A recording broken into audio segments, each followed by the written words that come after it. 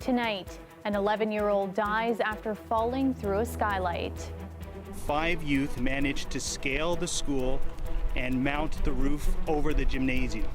It happened at a North York school. We'll have the latest from the scene. Plus, I think we're just really rearranging deck chairs on the Titanic at the moment. No doctor I know who's credible actually thinks this is reasonable. the levels of restrictions get stricter. Reaction from medical experts and the businesses in regions that will be impacted. And one of the biggest weekends of the year in Indian culture will be much smaller. How some plan to celebrate Diwali and the messaging from officials. Good evening, I'm Talia Ricci. We begin with a tragic incident in North York. An 11-year-old boy is dead after falling through a skylight on the roof of a school. Emergency crews were called to Victoria Park Collegiate just before 5:30 tonight. Angelina King has the latest. Such a traumatizing incident for so many people this evening. Police say that 5 young people managed to scale this part of the school and get on top of the roof. Now, investigators have spent a lot of time in this area tonight with flashlights, taking photos, taking measurements. At one point, investigators were on top of that shorter part of the roof that you can see just above the door.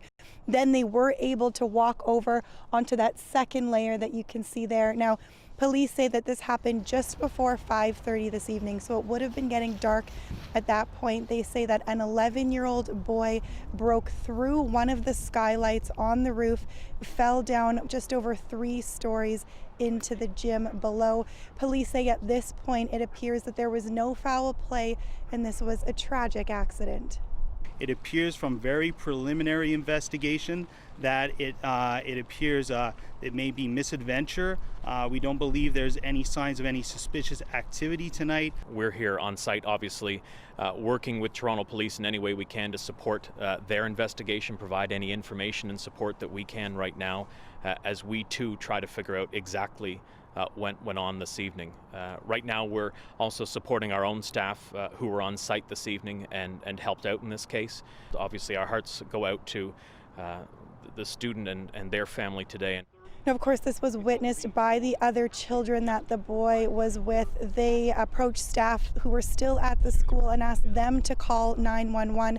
At this point, police aren't releasing the name of the boy. We do know that they have interviewed the other children that the boy was with.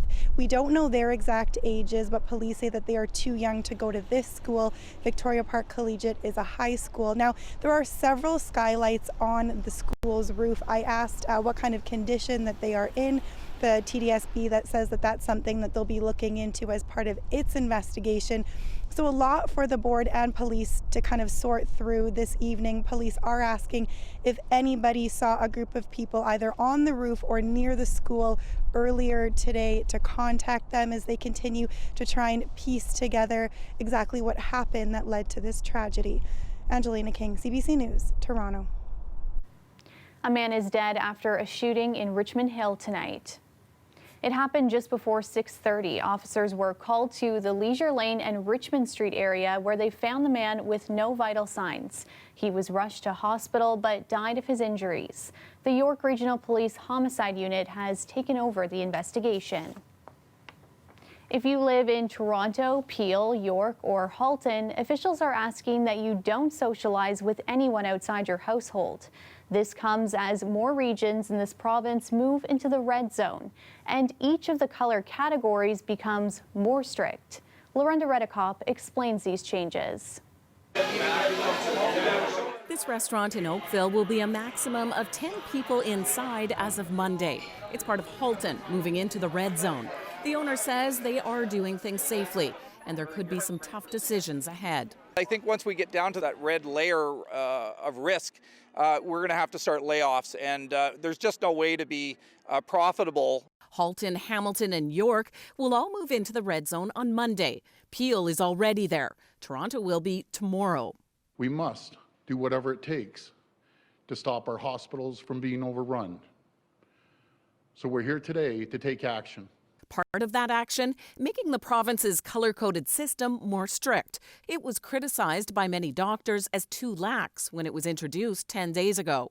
The red level, no longer 100 cases per 100,000 people, now down to 40. And the test positivity rate, 2.5%, down from 10. The Premier was asked why it took this long. 9 days, 10 days ago, what I saw was anywhere from 950 to 1,200 cases. What I saw a couple days ago, it's 6,500. The opposition yesterday called for a 2-week circuit breaker shutdown and doesn't feel this goes nearly far enough. Doug Ford is putting the lives of our loved ones in long-term care at grave risk. He's putting our ability to continue cancer surgeries at grave risk. People will die. That's as more people are in hospital from COVID-19. ICUs could be overwhelmed in 6 weeks, according to projections. Some doctors think the province is acting too slowly.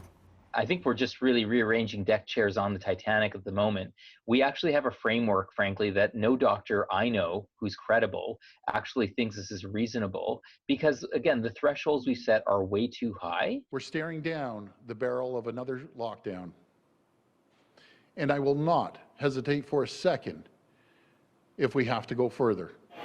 The Premier says to expect more clarity on what they plan to do in the next few days. Lorenda Redekop, CBC News, Toronto.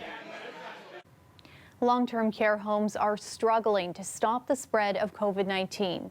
93 homes are reporting outbreaks and hundreds of residents are infected. Ali Chiasson reports. Whenever I talk to him, he always says, I love you, kiss the kids. He says things like, you're not going to be there. Penny Hijazi's 89-year-old father lives at Kennedy Lodge, which COVID's second wave has hit hard. 29 residents have died in the last month. And then I was told that my father, he got COVID. And how is he doing? He is sitting up, he's eating, which is good. I phone a couple times a day. At the moment, he doesn't have a fever. She doesn't blame the facility or its staff. I've seen them with their masks and their screens on, and they're all in their PPEs. And it's always been a very clean place. If it's happening rampant and cases are exploding exponentially in the community around these long-term care homes, it's only a matter of time before another home is the next Kennedy. Thank you. Correct. Today, 93 long-term care homes are reporting outbreaks. 478 staff have COVID-19, as well as 702 residents. We are clearly failing at protecting long-term care home residents. This week, doctors have spoken out against the province's color-coded restriction, saying it prioritizes the economy over public health and the most vulnerable, such as seniors. These are people who cannot advocate for themselves. 70% have dementia, 90% have cognitive impairment. They have limited life expectancies. Most of them probably did not vote in the last election. The business owners probably are going to be alive, and these are the people that Ford championed himself as, being the hero for. I will spare not a single penny when it comes to protecting the people of this province, no matter if it's long-term care or anyone else.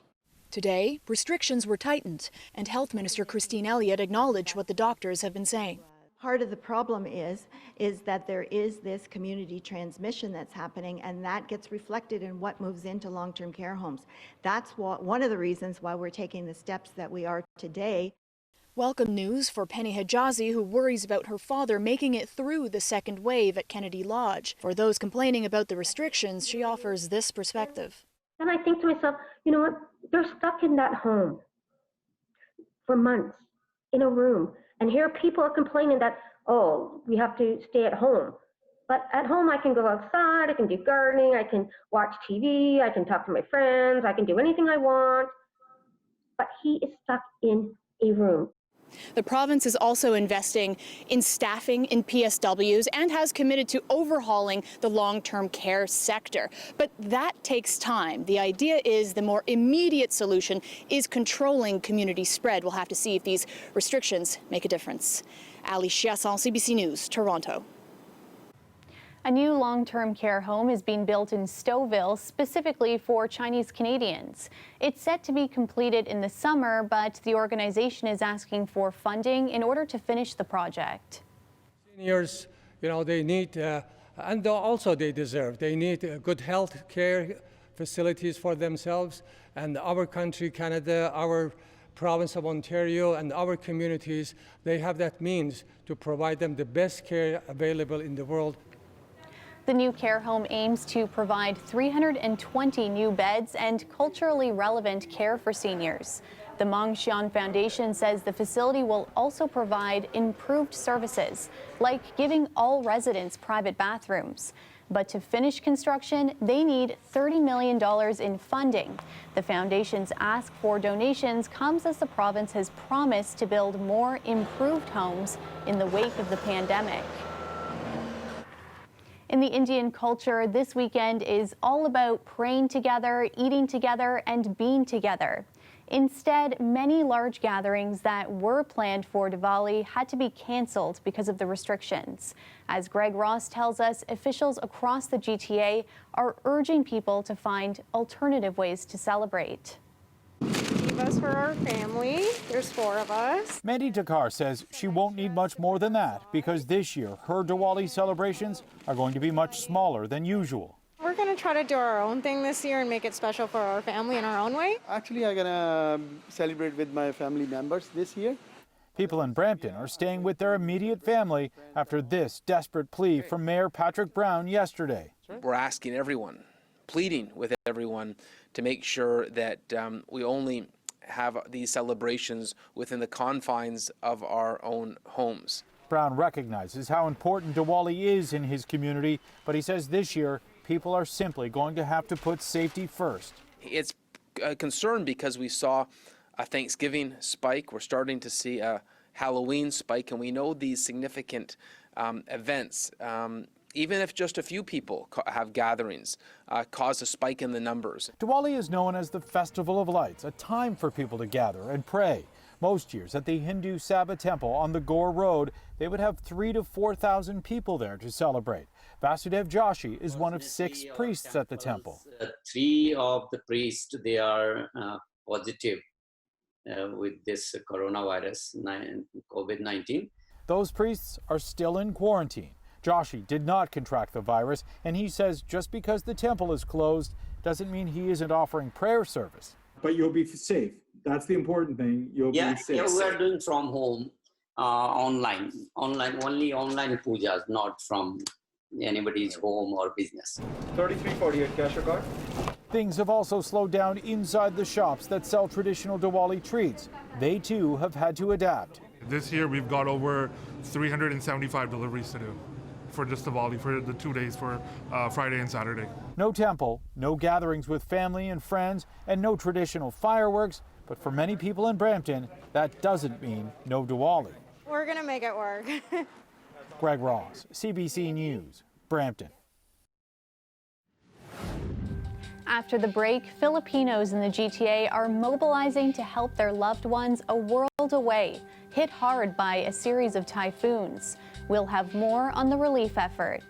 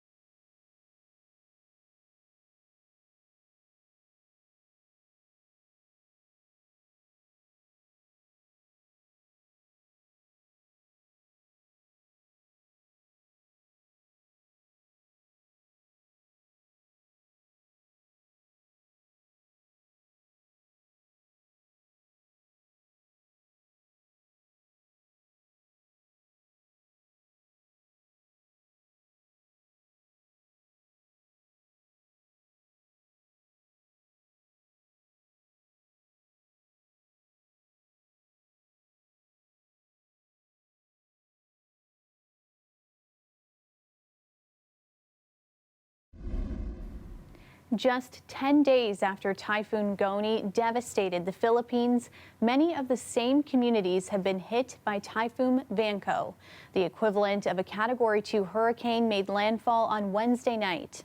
As Philip Lee Shannock reports, the large Filipino community here is mobilizing to help. Watching the aftermath of Typhoon Vamco, the devastation caused by flooding is difficult.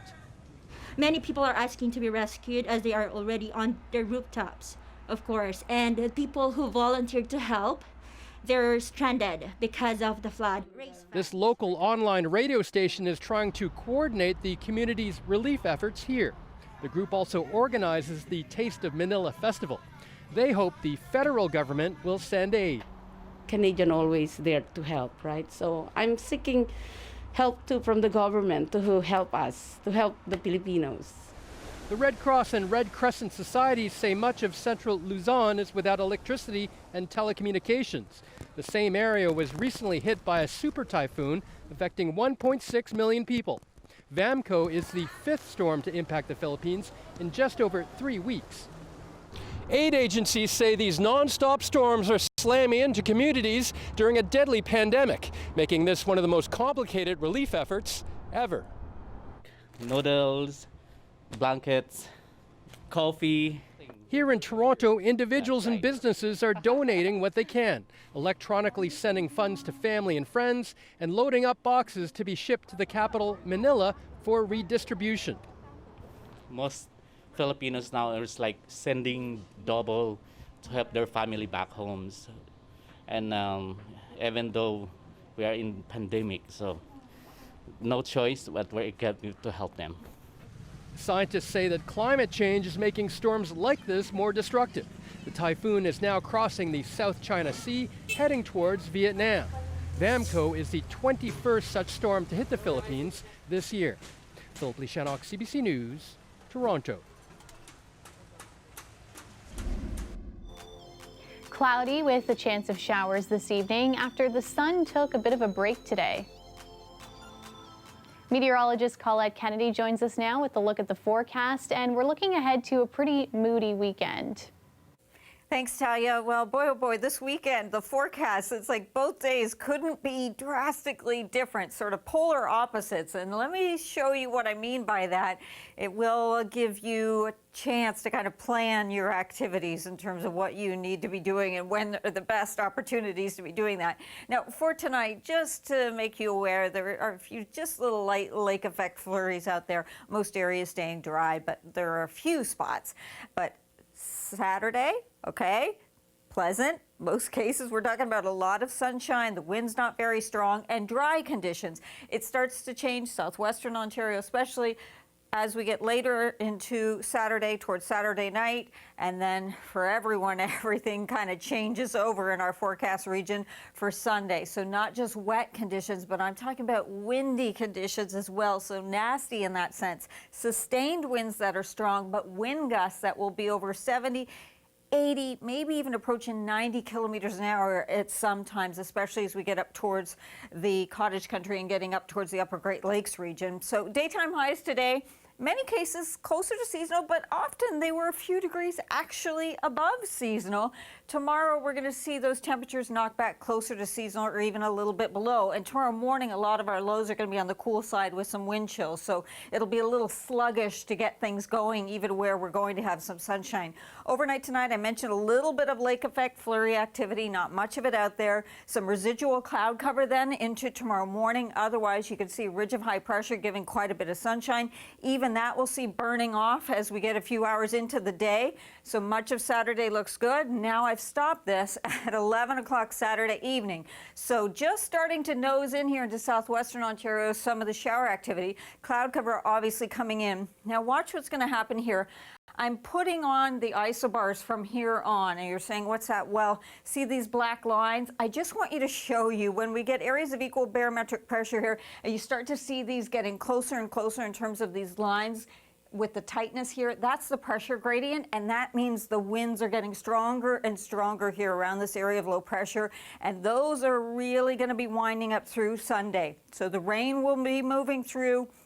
We'll get into a drier slot through the GTA into the afternoon perhaps, but then still on the backside some showers. And then with those winds across the lake, some of the strongest winds here in the lee of Lake Huron and Georgian Bay, we get into some lake effect snows possibly, and some of those flurries could make their way down into the GTA late into Sunday towards Monday morning. Overnight tonight, the temperatures giving you a wind chill tomorrow morning towards -7. Tomorrow, yes, a little bit there below seasonal, but pretty close to, and certainly going to be close to by tomorrow, not tonight, but by tomorrow when we're talking about our daytime highs. Look at this, all around the Golden Horseshoe, when we're talking about 7 degrees. There you go Sunday. So what if the temperature's a little bit milder? It's not going to feel it. Most of that rain going sideways with some of those stronger winds. And by the way, look at the temperatures going into the beginning of next week. Some cool readings and a few spots where we're going to be seeing some wet flurries coming back at us. And I'm talking towards the city here, Talia. No, it was only a matter of time. Thanks, Colette. The weather is brought to you by Trane, the most reliable heating and cooling brand. We test, so it runs. It's hard to stop a train. When we come back, meet the Basement Gang, the Toronto trio taking over TikTok. They've caught the attention of millions with their dance moves. We'll show you more after the break.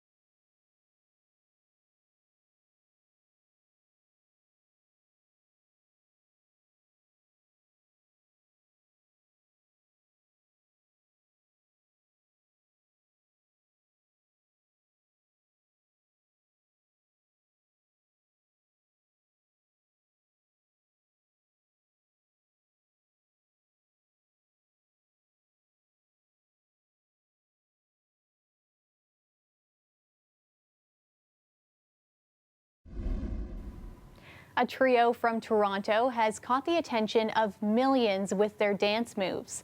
The crew is going viral on TikTok for their fun choreography, all done from their family's basement. Here's more on the Basement Gang and how they started from the bottom to get here.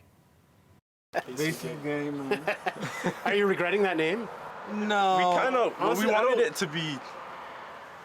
We were thinking about like Basement Chronicles before or Basement Boys, but Basement Boys was taken. Basement Boys was taken. I was like telling my mom, like, Mom, I got like 100,000 views on this, like likes on this post. Like, guys, this is crazy. Like, I think I was sleeping and I woke up and I seen them texts saying, yo, we had 1 million views on the video, and I just looked it up and I was like, what the heck? why do you think the videos are so popular? What you see in the basement is what we do like on a regular basis and what we've been doing for like years now since high school. Who's responsible for the choreography? There is no choreography. There's no choreography. It's show up, here's the song, and try your best. Basically just, it's like follow the leader. Like someone was hop in the front, do something, and then we'll, okay, let's do that. Sometimes we'll have like our own like little solos. Chicken Dance has over 18 million views. Why? We have no clue. It was really just like a random, not expected to be a big video. We literally just accepted him doing, like, for lack of a better word, stupid, you know, like random anime dance. And we ended up doing it ourselves, which a lot of people also liked. So I think it was just the fact that we like accepted him and like really embraced what he was doing instead of like judging him for what he was doing. So sometimes when I'm working, hey, like, are you on TikTok? Or like, oh my gosh, I recognize you from the videos. And like, hi, nice to meet you. And what do they say to you? They just say, oh yeah, just like, I love your videos. Like, they're great, they're amazing. And it's just, it's a bit awkward for me because I never know what to say whenever that happens. So it's like, my mom really loves the video. My mom is like our like unofficial manager. Can you do this song, please? Please. You'll see like thousands of people commenting, wow, this is great, I love this. It's really like unexpected, and it just feels good. World's in like a kind of a turbulent place, so like I feel like people get a lot of joy from what we do, even if it's just for a minute or two. Some great energy to start the weekend. That's our show for you tonight and for the week. Remember, you can get caught up on news anytime on our website, cbc.ca/Toronto. Maribel Tarouk has your next local newscast tomorrow at 6. Have a great weekend, everyone. Good night.